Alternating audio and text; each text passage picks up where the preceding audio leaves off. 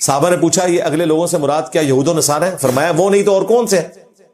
یہود و نصارہ کی ساری خرابیاں اس امت میں بھی آئیں گی. اور اس حدیث کا شان ارشاد جامعہ ترمذی میں ہے کہ غزوہ حنین کے موقع پر نبی صلی اللہ علیہ وآلہ وسلم ایک جگہ سے گزرے، وہاں ایک درخت تھا جسے ذات انوات کہا جاتا تھا.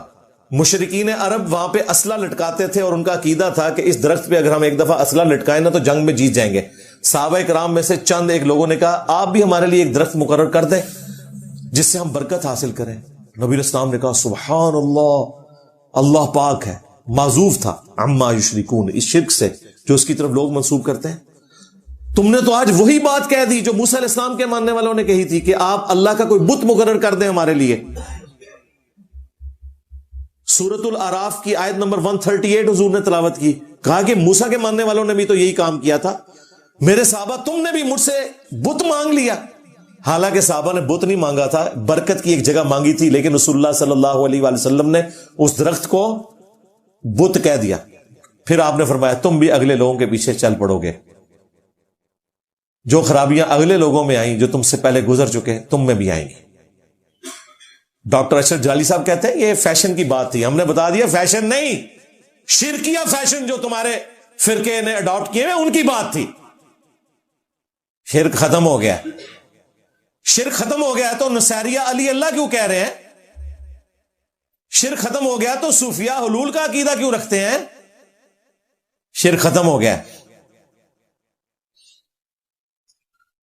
تو جب نبی الاسلام کی یہ تعلیمات ہوں، وہاں پر رسول اللہ کے سامنے یہ کہنا کہ رسول اللہ کی قبر اللہ کے عرش سے افضل ہے، وہ کہتے ہیں نہیں، دیکھیں اینالوجی دیکھیں. ہم کہتے ہیں وہ حصہ ہے زمین جو حضور سے ٹچ کر رہا ہے، کیونکہ نبی علیہ السلام تو اللہ کے عرش سے افضل ہے نا. بالکل، رسول اللہ تو مخلوقات میں سب سے افضل ہے، لیکن تم نے رسول اللہ کو افضل نہیں کہا. کہا کہ قبر کی مٹی جو حضور سے ٹچ کیے ہوئے ہے. وہ کہتے ہیں اس لیے کہ نبی علیہ السلام اس مٹی سے بنائے گئے. بھئی نبی علیہ السلام جس مٹی سے بنائے گئے وہ تو نبی علیہ السلام بن چکے، پیچھے جو مٹی بچی ہے نا وہ نبی علیہ السلام کے جسم کا حصہ نہیں ہے. ورنہ تو حضرت ابوبکر عمر کی قبریں بھی ساتھ ہیں، وہ بھی حصہ ہوں گی. لاجیکلی میں جو یہ پھکیاں دیتے ہیں میں اس کا جواب دے رہا ہوں. اور آخری بات، رسول اللہ کے جسم کے ساتھ مٹی کا کوئی حصہ لگے ہی نہیں ہوا.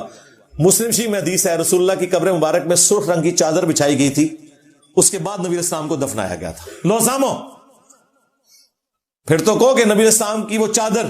اور سب سے بڑھ کر میں نے کہا صحابہ کرام کے پاس حضور کے بال مبارک تھے جس سے وہ شفا حاصل کرتے تھے. بخاری میں موجود ہے. حضور علیہ السلام